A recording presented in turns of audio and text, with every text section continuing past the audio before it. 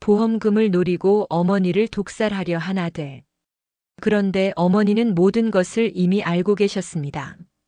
경기도 포천의 한 외딴 전원주택에서 시작된 이 충격적인 이야기가 많은 이들의 가슴을 울리고 있습니다. 제보에 따르면 73세 할머니는 자신의 죽음을 가장하며 치밀한 반격을 준비했다고 합니다.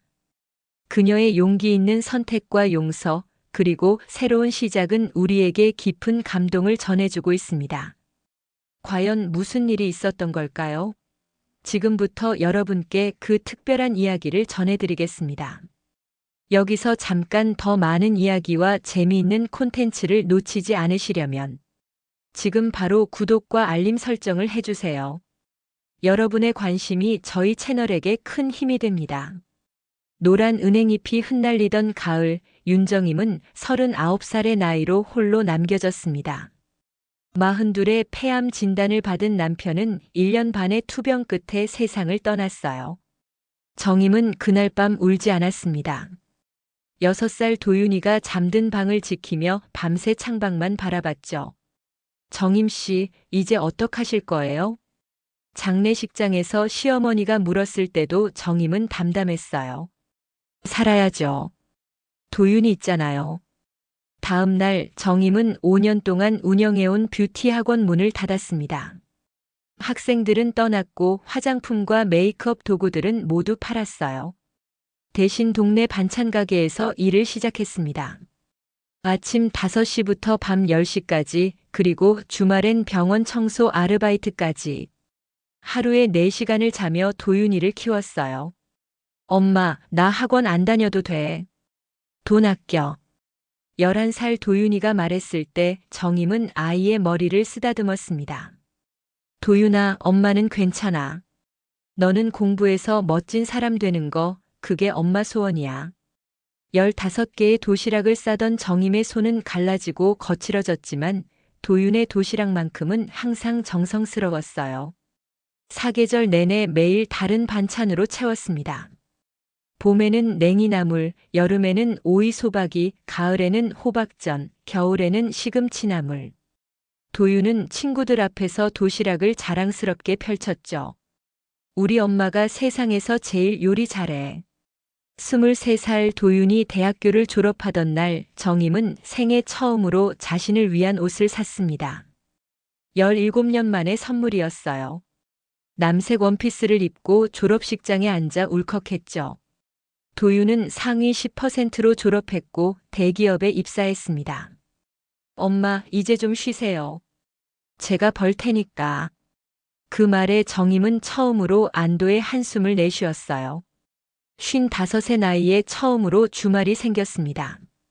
정임은 오랫동안 꿈꿔왔던 작은 화초 가게를 열었어요. 수익은 많지 않았지만 꽃과 식물들 사이에서 보내는 시간이 행복했습니다. 도윤은 30살에 결혼했어요. 신부 세라는 심리 상담사였고 차분하고 지적인 인상이었습니다. 정임은 세라가 마음에 들었어요.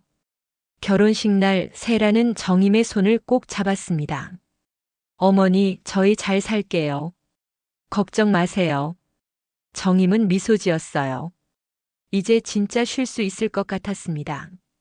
도윤은 30세 새 회사를 그만두고 스타트업을 창업했어요. 정임은 도윤의 결정을 믿고 응원했습니다. 엄마가 평생 모은 돈, 도윤이 사업에 보태. 5천만 원 정임의 전 재산이었지만 기꺼이 내놓았어요. 도윤의 사업은 승승장구했고 손녀 다윤이가 태어났습니다. 정임은 다윤이를 돌보며 또 한 번의 행복을 느꼈어요. 할머니, 나 할머니랑 있을 때가 제일 좋아. 5살 다윤이의 순수한 고백에 정임은 가슴이 따뜻해졌습니다. 하지만 그 즈음부터 도윤과 세라의 방문이 뜸해졌어요. 전화도 줄었죠.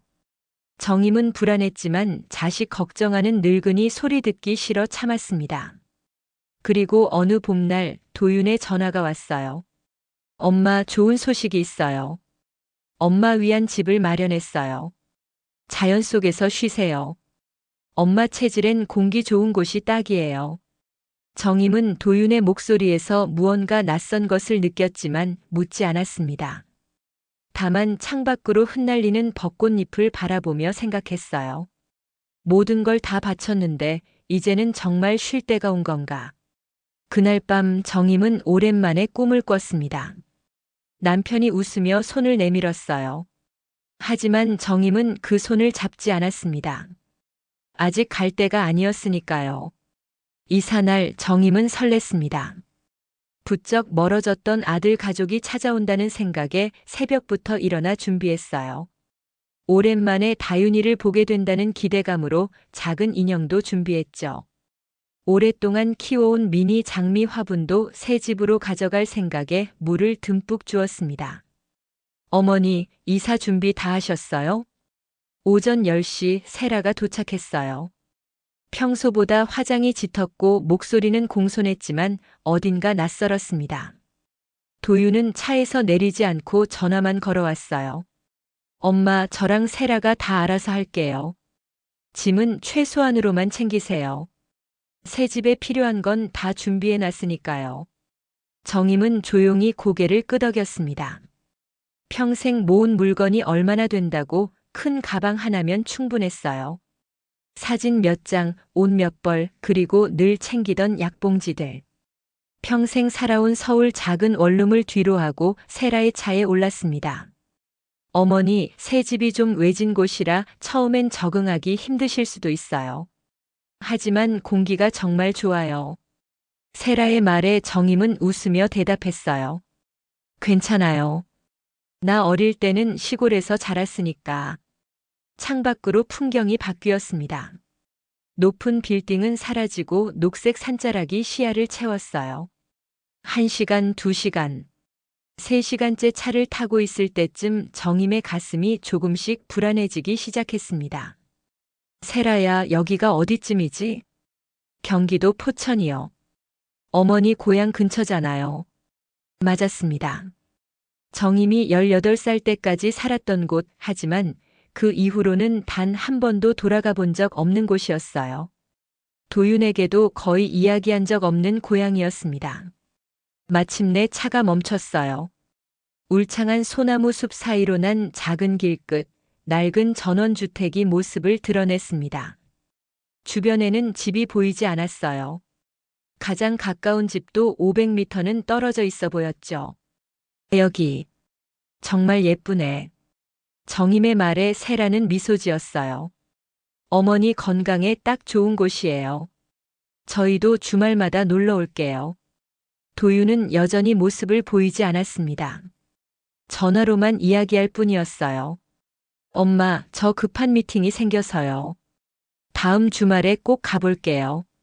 세라는 정임의 짐을 내리고 집 구석구석을 안내했습니다. 작은 주방, 욕실, 그리고 창문 하나 있는 방. 가구는 낡았지만 깨끗했어요. 세라는 냉장고를 열어 음식을 보여주었습니다. 일주일치 식사를 준비해뒀어요. 여기 김밥이랑 반찬통, 그리고 이건 어머니가 드실 차예요. 매일 한 봉지씩 드세요. 몸에 좋아요. 정임은 우두커니 서서 차봉지를 바라봤어요. 허브향이 강하게 풍겼습니다. 세라는 서랍을 열어 약봉지도 꺼냈어요. 이건 어머니 혈압약이랑 영양제예요. 아침 저녁으로 드세요. 특히 이 노란 알약은 절대 빼먹으시면 안 돼요. 정임은 처음 보는 약들을 바라보며 고개를 끄덕였습니다. 평소 먹던 약과는 달랐지만 도윤이 신경 써서 준비했을 거라 의심하지 않았어요. 해가 지기 시작했고 세라는 떠날 준비를 했습니다. 어머니, 핸드폰 충전기 놓고 가요. 배터리 떨어지면 저기 거실에 전화기가 있으니 꼭 연락 주세요. 정임은 집 앞까지 세라를 배웅했어요. 차가 떠나는 모습을 바라보며 왠지 모를 쓸쓸함이 밀려왔습니다. 주변은 너무 고요했고 어두워진 숲은 낯설었어요. 첫날 밤 정임은 잠을 이루지 못했습니다. 매트리스는 너무 물렁해서 허리가 아팠고 베개는 이상한 냄새가 났어요. 창문 틈으로 바람 소리가 섬뜩하게 들려왔습니다. 정임은 오랜만에 무서움을 느꼈어요. 이상하다. 뭔가 이상해. 다음 날 아침 정임은 세라가 준비해준 김밥을 먹었습니다. 맛이 조금 써서 반밖에 먹지 못했어요. 차도 마셨습니다. 이상하게 마시고 나면 몸이 나른해지는 느낌이었죠. 약도 세라의 지시대로 삼켰어요. 오후가 되자 갑자기 온몸에 힘이 빠졌습니다. 손가락 끝이 저리고 시야가 흐려졌어요. 정임은 겨우 침대에 누웠고 그대로 잠이 들었습니다. 깨어났을 때는 이미 다음 날 아침이었어요. 이게 뭐지? 왜 이렇게 피곤하지? 정임은 천천히 일어나 주방으로 갔습니다. 세라가 준비해둔 식사와 차 그리고 약을 바라봤어요. 그리고 처음으로 의심이 들었습니다. 하얀 봉투에 담긴 약은 라벨이 없었고 차봉지는 브랜드 표시가 지워져 있었어요. 전화기로 도윤에게 전화했습니다. 신호음만 길게 이어졌어요. 세라도 받지 않았습니다. 정임은 식탁에 앉아 생각에 잠겼어요. 왜 갑자기 이런 곳으로 보냈을까? 내가 방해가 되나? 아니면 문득 도윤이 몇 달 전 물었던 질문이 생각났습니다. 엄마, 혹시 보험 들어놓은 거 있어요? 그때는 단순한 질문이라 생각했어요. 하지만 지금 돌이켜보니 이상했습니다. 정임은 천천히 일어나 집안을 둘러보기 시작했어요. 구석구석을 살폈습니다. 그리고 침실 구석에서 작은 발견을 했죠. 검은색 작은 기계, 녹음기처럼 생긴 물건이 침대 아래에 숨겨져 있었어요. 정임은 손으로 만져보았습니다. 따뜻했어요. 작동 중이었습니다. 정임의 심장이 빠르게 뛰기 시작했어요. 뒷머리가 차갑게 식었습니다. 이제야 모든 것이 이해되기 시작했어요. 아들이 내가 죽기를 바라나? 3일째 아침 정임은 일부러 약을 먹지 않았어요. 세라가 준비한 차도 싱크대에 버렸습니다. 몸이 조금씩 맑아지는 느낌이 들었어요. 머릿속에 안개가 걷히는 듯 했죠. 정임은 침대 밑에서 발견한 녹음기를 유심히 살폈습니다. 작동법을 알 수 없어 만지지는 않았어요. 대신 그 앞에서 무심코 중얼거렸습니다. 오늘도 몸이 너무 힘드네. 머리가 어지러워. 연기였습니다. 정임은 평생 한 번도 연기를 해본 적 없었지만 이제는 연기가 살 길이라는 걸 깨달았어요. 천천히 부엌으로 가서 냉장고를 열었습니다. 김밥 몇 줄, 반찬통 몇 개가 전부였어요. 정임은 김밥을 꺼내 썰어 보았습니다. 익숙한 재료들 사이에 낯선 초록색 가루가 보였어요. 정임은 그것을 손가락으로 찍어 냄새를 맡았습니다. 쓴 향이 났어요. 약 냄새였죠. 이걸 먹이려고 했구나. 정임은 모든 김밥을 변기에 버렸습니다. 반찬통도 열어보았어요. 몇몇 반찬에는 같은 가루가 묻어 있었습니다. 정임은 입을 틀어막았어요. 눈물이 흘렀습니다. 믿을 수 없었어요. 내 아들이, 내가 그렇게 키운 아들이. 정임은 50년 인생에서 처음으로 진짜 두려움을 느꼈습니다. 하지만 곧 마음을 다잡았어요. 살아야 했습니다. 살아서 진실을 밝혀야 했어요. 냉장고에서 깨끗한 물만 꺼내 마셨습니다. 다행히 물병은 봉인된 생수였어요. 그리고 자신의 가방에서 꺼낸 비상용 초콜릿으로 하루를 버텼습니다. 5번째 날 세라가 다시 찾아왔어요. 정임은 침대에 누워 아픈 척했습니다. 눈을 감고 힘없이 누워 있었어요. 어머니, 어떻게 지내셨어요? 세라의 목소리는 공손했지만 따뜻함은 없었습니다. 정임은 힘없이 대답했어요. 괜찮아. 조금 피곤할 뿐이야. 세라는 냉장고를 열어보더니 눈썹을 찌푸렸습니다. 어머니, 음식을 거의 안 드셨네요? 정임은 희미하게 웃었어요. 입맛이 없어서.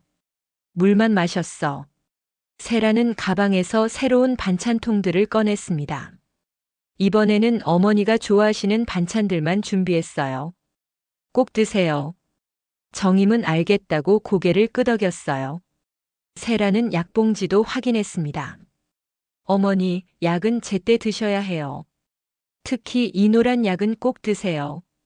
세라가 약을 건네는 순간 정임은 세라의 손가락에 묻은 가루를 봤습니다. 정임은 가슴이 철렁 내려앉았어요. 하지만 표정 하나 바꾸지 않고 약을 받아들였습니다. 고마워, 세라야. 도윤이는 잘 지내니? 세라는 짧게 대답했어요. 네, 회사 일 때문에 바빠요. 다음 주에 오겠대요. 정임은 눈을 감았습니다. 그래. 피곤하니 좀 쉴게. 세라가 현관문을 닫고 나가자마자 정임은 벌떡 일어났어요. 창문으로 세라의 차가 떠나는 것을 확인한 후 전화기로 달려갔습니다. 손가락이 떨렸어요. 누구에게 전화해야 할지 고민했습니다. 경찰? 하지만 증거가 없었어요. 친구? 오랫동안 연락하지 않았죠. 정임은 잠시 생각하다가 번호 하나를 눌렀습니다. 조카 재혁이었어요. 언니의 아들로 정임이 어려울 때 많이 도와줬던 아이였습니다. 여보세요? 재혁아. 이모야. 정임의 목소리가 떨렸습니다. 재혁은 놀란 목소리로 대답했어요. 이모, 어디 계세요? 도윤 형이 이모가 요양원에 가셨다고. 정임은 깊게 숨을 들이쉬었습니다. 재혁아, 이모가 큰일 났어. 도움이 필요해. 정임은 최대한 차분하게 상황을 설명했어요.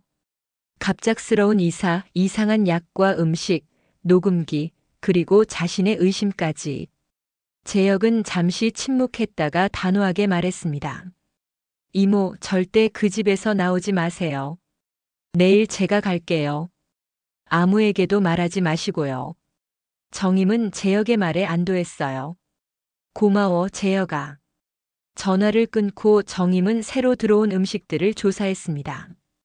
역시나 같은 가루가 있었어요. 정임은 모든 음식을 버렸습니다. 그리고 침대 및 녹음기 앞에서 다시 연기를 시작했어요.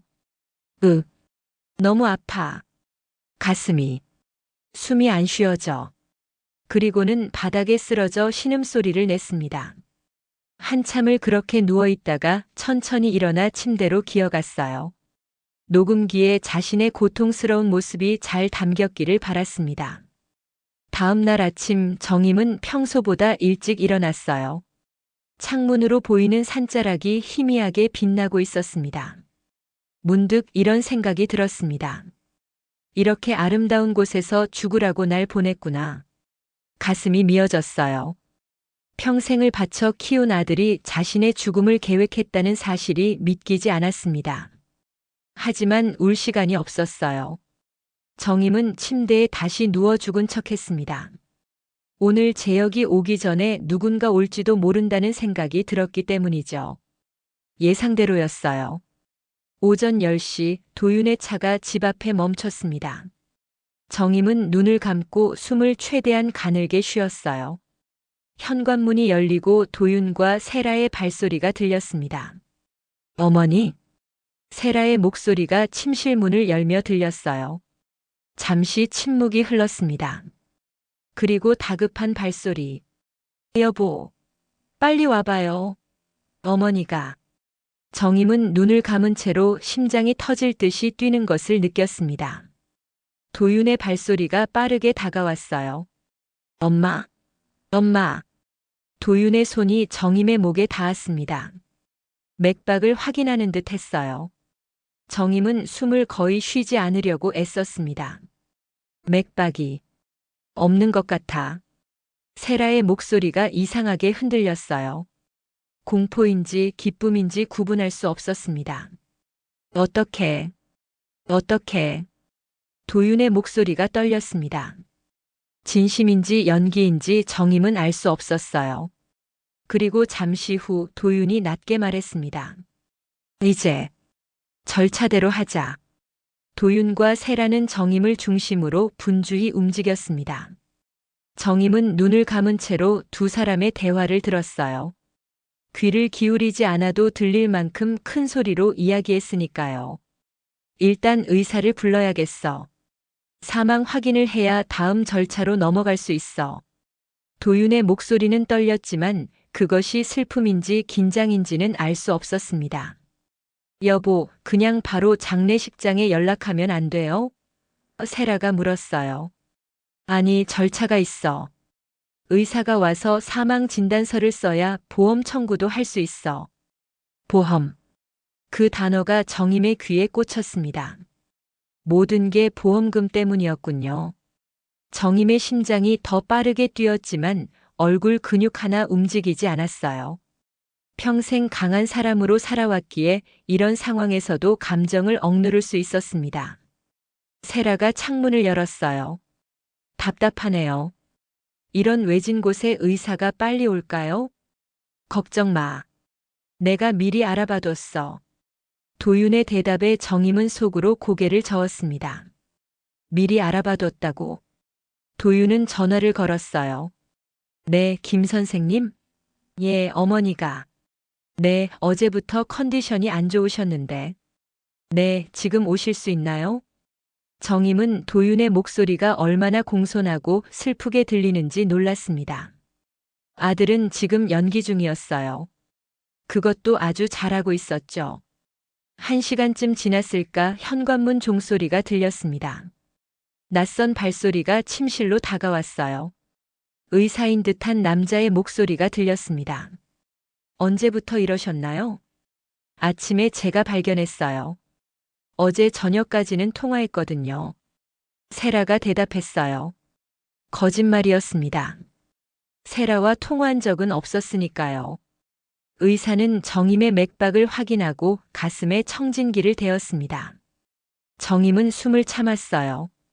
심장 소리가 들리지 않기를 바랐습니다. 심정지 상태네요. 사망 시간은 새벽 2, 3시쯤으로 추정됩니다. 의사의 말에 정임은 안도했어요. 자신의 연기가 성공한 것이었습니다. 부검은 필요 없으신가요? 의사가 물었습니다. 아닙니다. 어머니가 평소 심장이 안 좋으셨거든요. 도윤이 말했어요. 또 다른 거짓말이었습니다.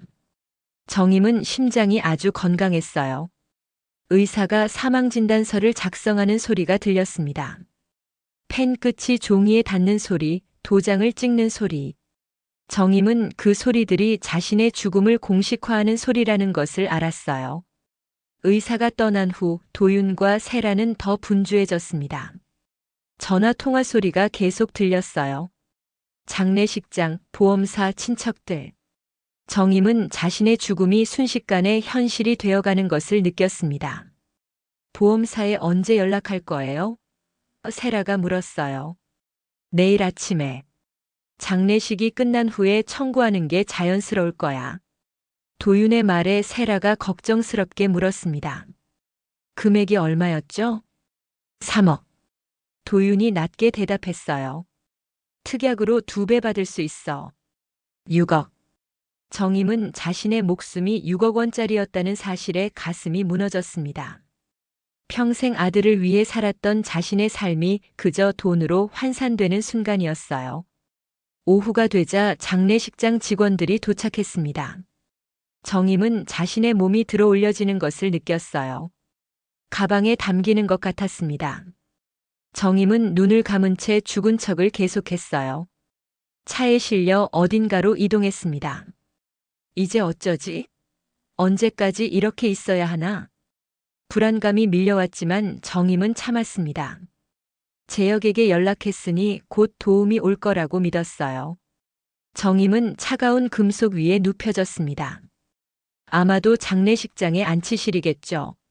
주변이 조용해졌어요. 정임은 조심스럽게 눈을 떴습니다. 사방이 어두웠어요. 작은 방 안에 혼자 있었습니다. 문득 발소리가 들렸어요. 정임은 황급히 다시 눈을 감았습니다. 문이 열리고 누군가 들어왔어요. 이모. 낮은 목소리가 들렸습니다. 재혁이었어요. 정임은 눈을 떴습니다. 재혁아. 정임의 목소리는 갈라졌어요. 오랫동안 말을 하지 않아서였습니다. 재혁은 놀란 얼굴로 정임을 바라봤어요. 이모 정말 살아계셨군요. 정임은 천천히 일어났습니다. 온몸이 아팠어요. 어떻게 나를 찾았니? 도윤 형이 단체 메시지로 장례식장 주소를 보냈어요. 재혁이 설명했어요. 바로 왔습니다. 재혁은 가방에서 녹음기를 꺼냈습니다. 이모가 말씀하신 대로 집을 살펴봤어요. 이걸 발견했습니다. 녹음기였어요. 정임의 집에 있던 것과 똑같은 모델이었습니다. 듣고 왔어요. 재혁의 목소리가 떨렸어요. 도윤 형과 세라 누나가 계획한 모든 것을. 정임은 고개를 숙였습니다. 다 들었구나. 재혁은 또 다른 서류 뭉치를 꺼냈어요. 이것도 찾았습니다. 이모 명의로 가입된 생명보험이에요. 수익자는 도윤 형이고요. 정임은 서류를 받아들었습니다. 확실히 자신의 서명이 있었어요. 하지만 기억나지 않았습니다. 아마도 위조된 것 같았어요. 이모, 지금 바로 경찰에 신고해야 해요. 재혁이 말했습니다. 정임은 잠시 생각에 잠겼어요. 그리고 고개를 저었습니다. 아직은 안 돼. 좀 더 지켜보자. 왜요? 증거는 충분해요. 재혁이 항의했습니다. 정임은 손을 들어 재혁을 진정시켰어요. 난 내 아들이 얼마나 멀리 갈 수 있는지 보고 싶구나. 내 죽음을 위해 얼마나 철저히 준비했는지. 재혁은 고개를 저었지만 더 말하지 않았어요. 대신 계획을 세웠습니다. 제가 몰래 이모를 여기서 데리고 나갈게요. 제 집에 숨어 계세요. 정임은 고개를 끄덕였어요. 그래, 그렇게 하자. 하지만 내가 모든 걸 녹음해줘. 도윤이의 장례식 준비, 보험금 청구. 모든 과정을. 재혁은 놀란 얼굴로 정임을 바라봤어요. 이모, 너무하신 거 아니에요? 정임은 쓸쓸하게 웃었습니다. 사랑하는 아들에게 독살당할 뻔한 어미보다 더한 게 뭐가 있겠니? 재혁의 작은 원룸에서 정임은 세상과 단절된 채 일주일을 보냈습니다. 창문 밖을 내다볼 수도 없었어요. 혹시라도 누군가 자신을 볼까 두려웠기 때문이죠. 이제 정임은 죽은 사람이었습니다. 이모, 오늘 장례식이 끝났어요. 재혁이 돌아와 알렸습니다. 정임은 소파에 앉아 그 말을 곱씹었어요. 자신의 장례식이 끝났다니 이상한 기분이었습니다. 어땠니? 많은 사람이 왔었니? 정임이 물었어요. 재혁은 쓴웃음을 지었습니다. 네, 의외로 많았어요. 도윤 형이 어머니 친구들에게 다 연락했나 봐요. 모두들 슬퍼하셨습니다. 정임은 말없이 고개를 끄덕였습니다. 평생 일하며 만난 사람들, 반찬가게 단골 손님들, 화초 가게를 찾아준 이웃들. 그들은 진심으로 자신의 죽음을 슬퍼했겠죠. 하지만 정작 가장 가까운 아들은, 형은 어땠어? 정임이 조심스럽게 물었어요. 재혁은 잠시 망설이다 대답했습니다. 많이 우셨어요. 하지만 저는 알고 있었으니까. 연기처럼 보였어요. 정임은 쓸쓸하게 웃었습니다. 그래, 내 아들은 연기가 참 뛰어나지. 재혁은 녹음기를 꺼냈어요. 장례식장에서 도윤 형과 세라 누나가 나눈 대화 녹음했습니다. 들으실래요? 정임은 잠시 망설였지만 고개를 끄덕였어요. 재혁이 녹음기를 재생했습니다. 여보, 이제 어떻게 해요? 세라의 목소리였습니다. 내일 보험사에 연락해. 사망진단서 복사본이랑 필요한 서류는 다 준비해뒀어. 도윤의 목소리가 또렷하게 들렸어요. 이렇게 빨리 처리해도 괜찮을까요? 의심받지 않을까요? 걱정 마. 자연사로 처리됐고 모든 절차는 합법적으로 진행했어. 보험금 나오는데 한 달 정도 걸릴 거야. 세라의 목소리가 흥분된 듯 들렸습니다. 마침내 빚을 다 갚을 수 있겠네요. 응, 회사도 살릴 수 있어. 정임은 가슴이 무너졌습니다. 도윤의 회사가 빚을 졌다는 사실도 몰랐어요. 하지만 그것이 자신을 죽일 만한 이유가 될 수는 없었습니다. 빚이 얼마나 되길래? 정임이 중얼거렸어요. 재혁이 대답했습니다. 제가 알아봤어요. 5억 정도 되는 것 같아요. 투자가 잘못됐나 봐요. 5억. 그리고 보험금은 6억. 정임은 가슴이 아팠습니다. 자신의 생명이 단지 숫자에 불과했다니. 평생을 바쳐 키운 아들에게. 다음 날 재혁은 경찰에 연락했습니다. 조사가 시작되었어요. 정임은 경찰서로 가서 진술했습니다. 모든 증거를 제출했어요. 녹음 파일, 약봉지, 전원주택에서의 사진들. 윤정임 씨 참 대단하십니다. 담당 형사가 말했어요. 대부분의 피해자들은 이렇게까지 증거를 수집하지 못합니다. 정임은 쓸쓸하게 웃었습니다. 형사님, 저는 30년 동안 홀로 아이를 키웠어요. 살아남는 법은 잘 알고 있답니다. 형사는 정중하게 고개를 숙였습니다. 이제 어떻게 진행되길 원하세요?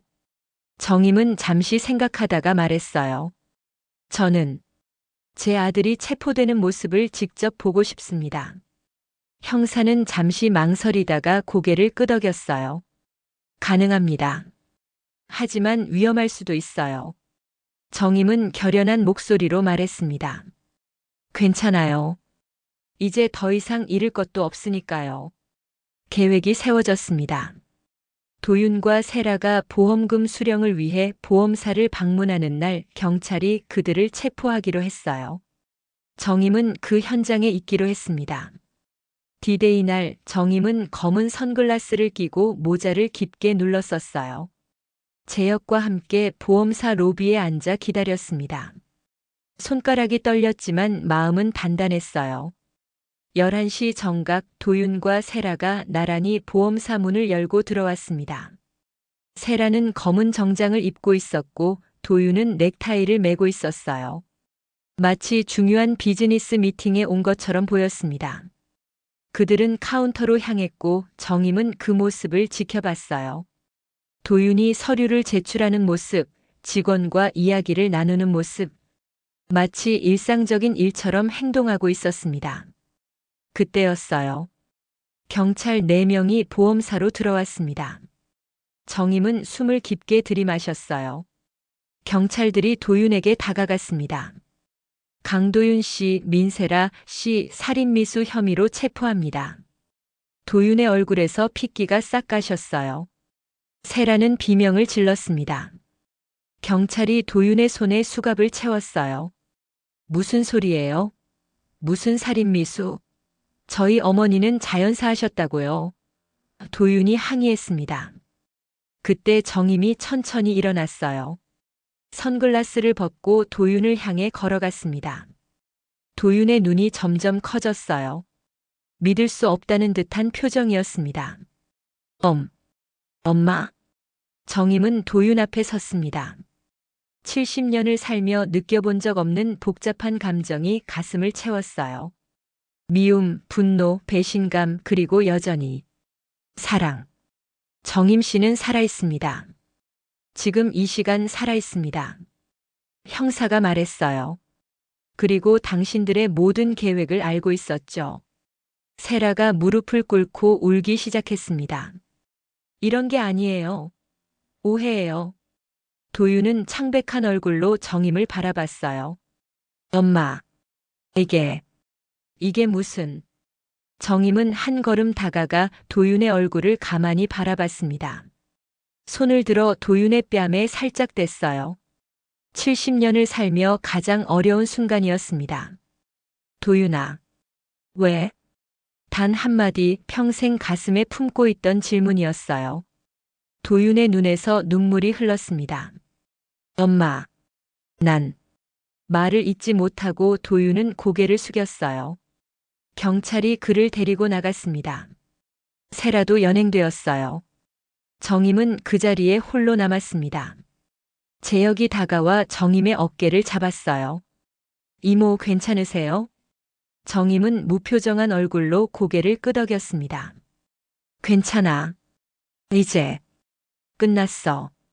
하지만 정임의 마음속에서는 아무것도 끝나지 않았어요. 오히려 새로운 고통이 시작되었습니다. 자식을 감옥에 보낸 어머니라는 무거운 십자가를 지게 된 것이었죠. 경찰서 조사실 정임은 차가운 의자에 앉아 과거 이틀간의 일을 하나하나 진술했습니다. 형사는 꼼꼼하게 기록했어요. 정임의 목소리는 떨리지 않았습니다. 이제 두려움보다는 슬픔이 컸기 때문이죠. 보험 사기, 살인 미수, 사문서 위조. 형사가 혐의를 나열했어요. 강도윤 씨와 민세라 씨는 최소 10년은 감옥에 있을 겁니다. 정임은 말없이 고개를 끄덕였습니다. 아들이 감옥에 간다는 사실보다 아들이 자신을 죽이려 했다는 사실이 더 가슴 아팠어요. 세라 씨는 모든 책임을 남편에게 돌리고 있습니다. 형사가 계속 말했어요.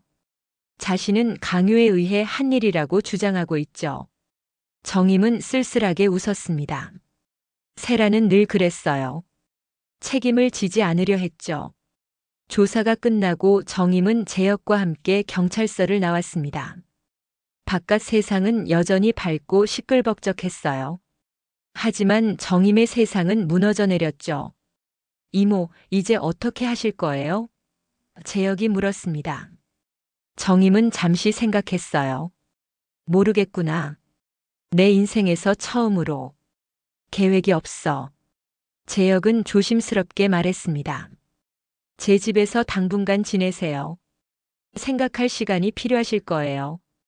정임은 고마움에 고개를 끄덕였어요. 하지만 마음속으로는 알고 있었습니다. 자신은 이제 홀로 서야 한다는 것을요. 다시 한번 처음부터 시작해야 했습니다. 이틀 후 재혁이 소식을 가져왔어요. 도윤 형이 면회를 신청했습니다. 이모를 만나고 싶대요. 정임은 창밖을 바라보며 결정을 내렸습니다. 가지 않을 거야. 왜요? 재혁이 물었어요.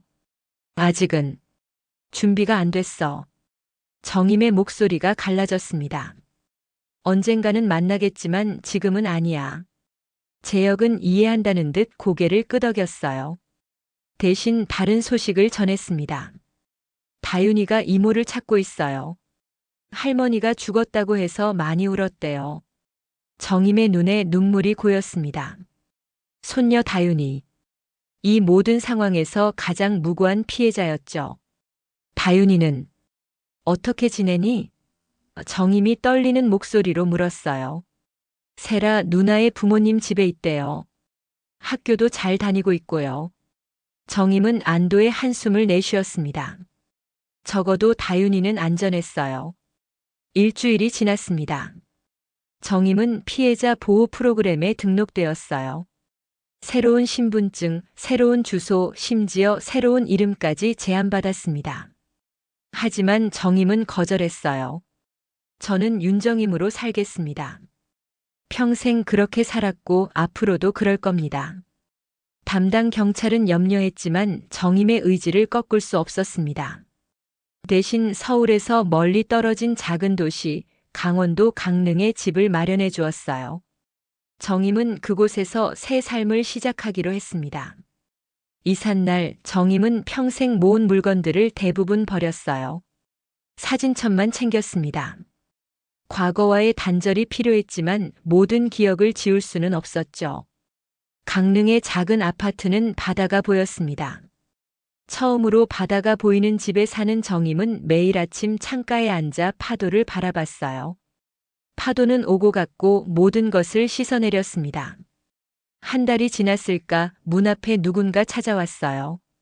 정임이 문을 열자 그곳에는 11살 다윤이가 서 있었습니다. 정임은 놀라서 말을 잇지 못했어요. 할머니. 다윤이의 눈에 눈물이 고였습니다. 진짜 살아계셨구나. 정임은 무릎을 꿇고 다윤이를 품에 안았어요. 오랫동안 참았던 눈물이 터져 나왔습니다. 다윤아. 우리 다윤아. 다윤이도 소리내어 울었어요. 할머니가 죽었다고 해서 너무 슬펐어요. 정임은 다윤이를 안은 채 집 안으로 들어왔습니다. 다윤이 뒤에는 재혁이 서 있었어요.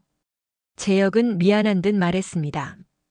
이모 다윤이가 너무 할머니를 보고 싶어 해서 몰래 데려왔어요. 정임은 고마움에 고개를 끄덕였어요. 다윤이의 머리를 쓰다듬으며 물었습니다. 어떻게 할머니를 찾았니? 다윤이는 제역 삼촌을 가리켰어요. 삼촌이 알려줬어요. 할머니가 살아있다고. 정임은 다윤이의 작은 얼굴을 양손으로 감쌌습니다. 다윤아, 할머니가 많이 미안해. 이렇게 된 일. 다윤이는 고개를 저었어요. 할머니 잘못 아니에요. 엄마가 그랬어요. 아빠랑 엄마가 나쁜 짓 했다고. 정임은 다윤이의 순수한 눈을 바라봤습니다. 이 아이에게 어떻게 설명해야 할까? 아버지와 어머니가 할머니를 죽이려 했다는 끔찍한 진실을. 다윤아, 어른들 일은 복잡해. 정임이 조심스럽게 말했어요.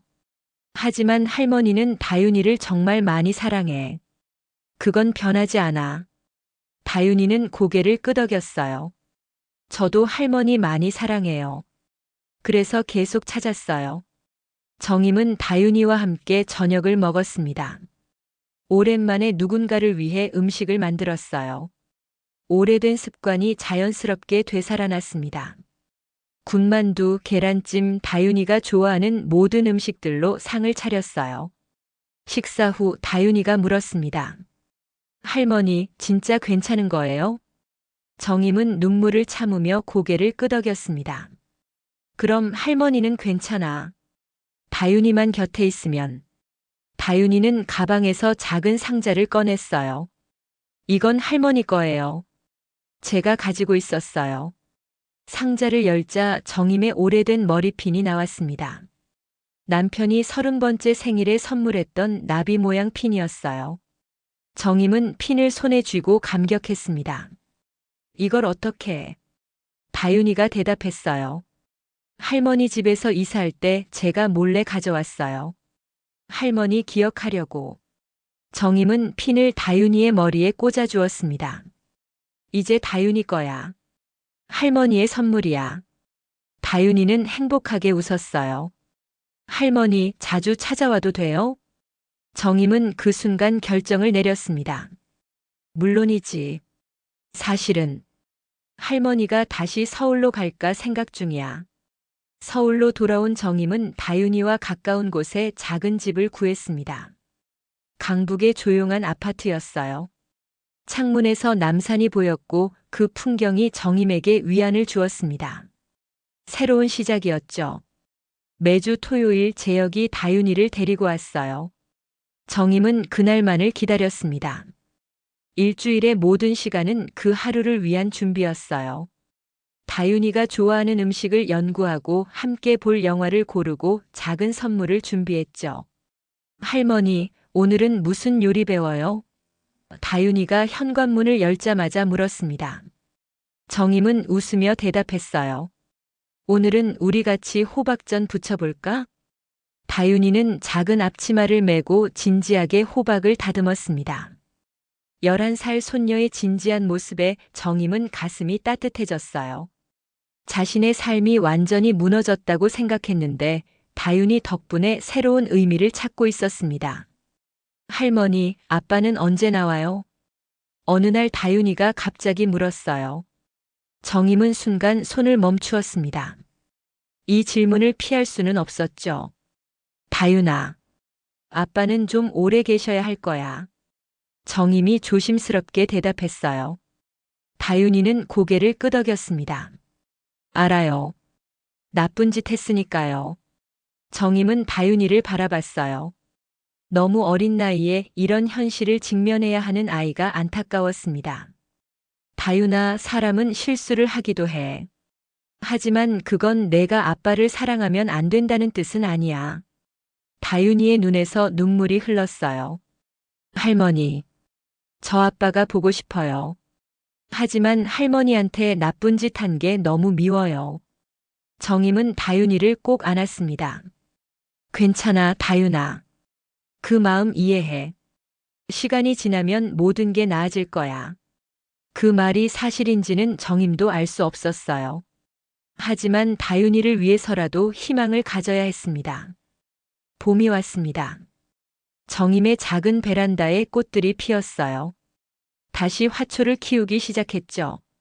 제라늄, 라일락, 작은 장미. 살아있는 것들을 돌보는 일이 정임에게 치유가 되었습니다. 어느 날 교도소에서 편지가 왔어요. 도윤의 편지였습니다. 정임은 그 편지를 손에 들고 오랫동안 망설였죠. 읽어야 할까? 무시해야 할까? 결국 정임은 편지를 열었습니다. 어머니께 어떤 말을 해도 용서받기 어렵다는 것을 알고 있습니다. 하지만 그래도 이 글을 씁니다.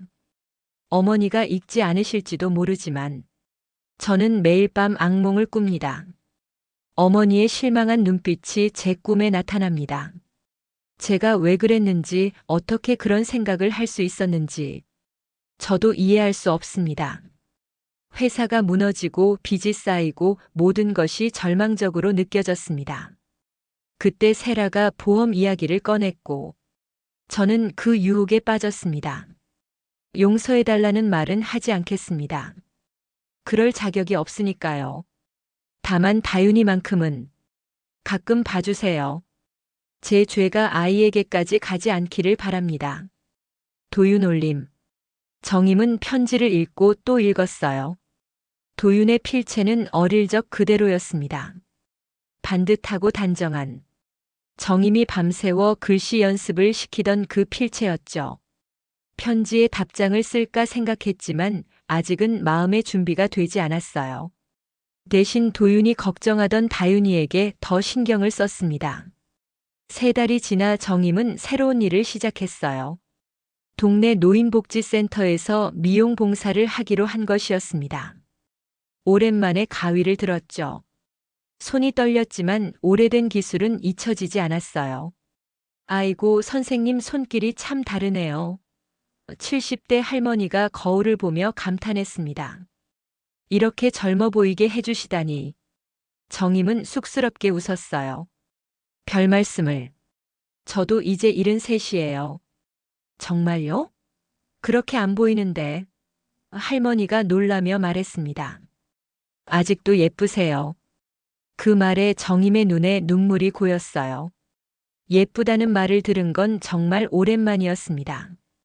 평생 자신을 가꿀 시간도 없이 살아왔으니까요. 다들 그렇게 말해주시네요. 정임이 쑥스럽게 대답했어요. 저도 이제 저를 좀 돌봐야겠어요. 그날 저녁 정임은 거울 앞에 앉아 자신의 얼굴을 오랫동안 바라봤습니다. 주름이 깊게 패인 눈과 처진 볼, 하얗게 샌 머리카락. 하지만 눈빛은 여전히 맑았어요. 죽음의 문턱에서 돌아온 사람의 눈빛이었습니다. 정임은 오래된 화장품 상자를 열었어요. 뷰티 학원을 운영하던 시절 쓰던 물건들이었습니다. 조심스럽게 크림을 발랐고 가볍게 립스틱을 칠했어요. 오랜만에 자신을 위한 시간이었습니다. 문득 전화가 울렸어요. 재혁이었습니다. 이모, 다윤이가 내일 발표회가 있대요. 이모도 와달라고 하는데. 정임은 망설였어요. 사람들 많은 곳에 가도 될까? 괜찮아요, 이모. 아무도 모를 거예요. 다윤이가 정말 보고 싶어 해요. 정임은 결심했습니다. 알았어, 가자. 다음 날 정임은 조심스럽게 화장을 하고 깔끔한 원피스를 입었어요. 머리에는 다윤이가 돌려준 나비 머리핀을 꽂았습니다. 작은 초등학교 강당, 정임은 맨 뒷자리에 앉았어요. 무대에 다윤이가 올라왔습니다. 작은 바이올린을 들고 있었어요. 정임은 몰랐습니다. 다윤이가 바이올린을 배우고 있었다는 사실을요. 다윤이가 연주를 시작했어요. 사랑의 인사였습니다. 서툴지만 정성 가득한 연주가 강당을 채웠어요. 연주가 끝나고 다윤이는 객석을 바라봤습니다. 그리고 맨 뒷자리에 정임을 발견했어요. 환하게 웃었습니다. 그 미소에 정임의 마음이 녹아내렸어요. 발표회가 끝나고 다윤이가 정임에게 달려왔습니다. 손에는 작은 종이를 들고 있었어요. 할머니, 이거 할머니 드리려고 썼어요. 편지였습니다. 정임은 떨리는 손으로 종이를 펼쳤어요. 사랑하는 할머니께, 할머니는 저의 봄입니다. 춥고 어두웠던 겨울이 지나고 할머니가 오셔서 제 마음에 꽃이 피었어요. 할머니도 이제 봄을 허락받으셨으면 좋겠어요. 할머니의 마음에도 꽃이 피었으면 좋겠어요. 사랑해요, 할머니. 다윤 올림. 정임은 다윤이를 꼭 안았습니다. 눈물이 흘렀지만 이번엔 슬픔의 눈물이 아니었어요. 다윤이가 속삭였습니다. 할머니, 진짜 괜찮은 거죠? 정임은 미소 지었어요. 손녀의 머리에 나비 머리핀을 다시 꽂아주었습니다. 다윤아, 할머니는 괜찮아. 내가 할머니 봄의 시작이란다. 정임의 일상은 바빠졌습니다. 월요일과 수요일에는 노인복지센터에서 미용 봉사를, 화요일과 목요일에는 지역문화센터에서 메이크업 강의를 했어요. 주말에는 다윤이와 시간을 보냈고요. 70세가 넘은 나이에 다시 활기찬 삶을 살기 시작했습니다. 윤 선생님, 저도 그렇게 예쁘게 해주세요. 복지센터에서 새로운 할머니들이 줄을 서서 정임의 손길을 기다렸어요. 정임은 그들의 머리를 다듬고 간단한 화장을 해주었습니다. 때로는 네일아트도 해드렸죠. 세상에 이렇게 예뻐질 줄 몰랐어요. 80 노인의 얼굴에 환한 미소가 번졌습니다.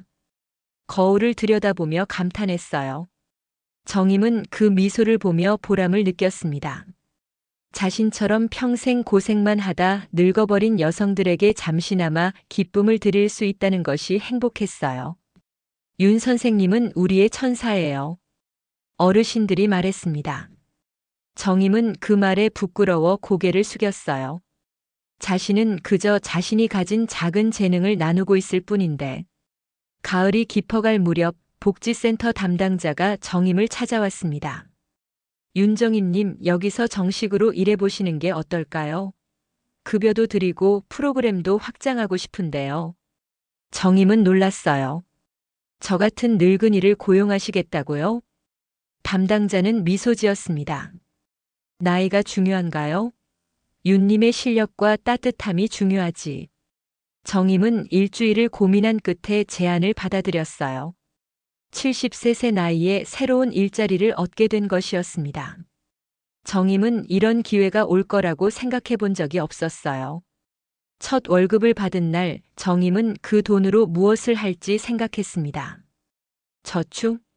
필요한 물건 구입? 아니었어요. 정임은 그 돈으로 가장 먼저 헤어숍에 갔습니다. 자신의 머리를 예쁘게 손질하기 위해서였죠. 어떻게 해드릴까요? 젊은 디자이너가 물었어요. 정임은 잠시 생각하다 말했습니다. 단정하고 세련되게. 그리고 염색도 해주세요. 은발이 아닌 갈색으로요. 거울 속에 새로운 정임이 등장했습니다. 단정한 단발에 밝은 갈색 머리, 그리고 부드러운 앞머리. 나이가 10년은 젊어 보였어요. 어머, 정말 잘 어울리세요. 디자이너가 감탄했습니다. 정임은 거울 속 자신을 바라보며 생각했어요. 이제 정말 다시 살아가는구나. 그날 저녁 정임은 오랫동안 생각하던 일을 결심했습니다. 도윤에게 답장을 쓰기로 한 거예요. 반년이 지난 편지였지만 이제야 마음의 준비가 되었습니다. 도윤에게 내 편지를 받고 오랫동안 생각했다. 무엇을 말해야 할지, 어떤 마음을 전해야 할지. 엄마는 지금 새로운 삶을 살고 있어. 복지센터에서 일하면서 나처럼 평생 고생한 어르신들을 돕고 있단다. 내가 가진 작은 재능으로 그분들께 웃음을 드리는 일이 내게는 큰 위안이 되고 있어. 다윤이는 자주 만나. 내가 걱정했던 것처럼 다윤이는 잘 자라고 있어. 바이올린도 배우고 학교 성적도 좋단다. 넌 그 점만큼은 안심해도 좋을 것 같구나. 도윤아, 엄마가 널 용서했느냐고 묻는다면. 아직은 말하기 어렵구나. 그날의 배신감과 공포는 여전히 내 마음에 남아있어. 하지만 미워하지는 않는단다. 넌 내 아들이고 그건 변하지 않으니까. 언젠가 내가 출소하면 그때 다시 이야기하자. 그때까지 우리 둘 다 각자의 상처를 돌보며 살아가자꾸나.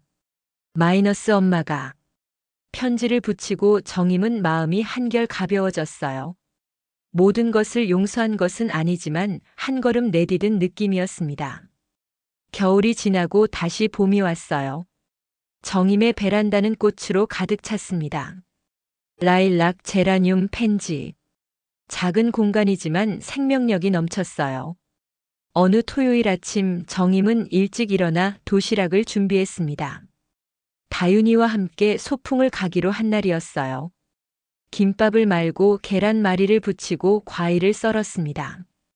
평생 다른 사람을 위해 음식을 만들던 손길이 이제는 즐거움으로 가득 찼어요. 할머니, 저 왔어요.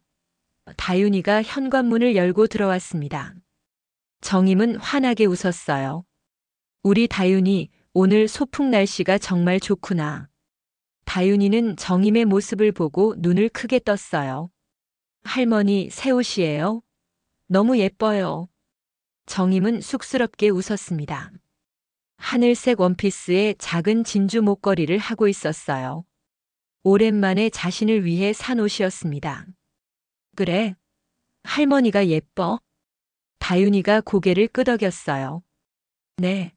할머니가 우리 반에서 제일 예쁜 할머니예요. 정임은 다윤이의 손을 잡고 집을 나섰습니다. 함께 남산으로 향했어요. 봄볕이 따스하게 내리쬐는 날이었습니다. 남산 꼭대기에 앉아 도시락을 펼쳤어요. 서울 전경이 발 아래 펼쳐졌습니다. 정임은 문득 자신의 인생을 돌아봤어요. 39에 홀로 남겨져 아들을 키우고 70의 아들에게 배신당하고 그리고 지금 74세 새 삶을 시작하고 있었습니다. 할머니, 무슨 생각해요? 다윤이가 물었어요. 정임은 미소 지었습니다. 할머니는 지금이 참 행복하다는 생각을 하고 있었어. 다윤이가 정임의 손을 꼭 잡았습니다. 저도요. 할머니랑 있으면 행복해요. 그날 저녁 정임은 집으로 돌아와 작은 노트를 펼쳤어요. 일기장이었습니다. 새 삶을 시작하면서부터 쓰기 시작한 일기였죠. 오늘 다윤이와 남산에 다녀왔다. 봄볕이 따스했고 바람은 부드러웠다. 꽃들이 피기 시작했다. 내 마음에도 꽃이 피고 있는 것 같다. 나는 윤정임이다. 74세 나이에 다시 시작하는 윤정임. 오늘도 내 이름으로 살아간다. 정임은 일기장을 덮고 창밖을 바라봤어요. 라일락 향기가 창문 틈으로 스며들었습니다. 정임은 깊게 숨을 들이마셨어요. 봄이었습니다. 정임의 봄이었죠. 카메라는 정임의 손끝을 비춥니다. 한때는 갈라지고 거칠었던 손이지만 지금은 부드럽고 우아한 모습이었어요. 그 손에는 다음 날을 위해 준비하는 도시락이 들려 있었습니다. 나레이션 나는 다시 살아간다. 윤정임이라는 이름으로. 내가 걸어온 길, 내가 겪은 고통, 그 모든 것이 나를 만들었다. 나는 이제 알고 있다. 봄은 항상 찾아온다는 것을. 가장 추운 겨울이 지나면 반드시 봄이 온다는 것을. 카메라가 멀어지며 정임의 작은 아파트 창가에 활짝 핀 라일락이 보입니다. 바람에 꽃잎이 흩날리고 그 위로 정임의 미소 짓는 얼굴이 겹쳐지며 화면이 서서히 어두워집니다.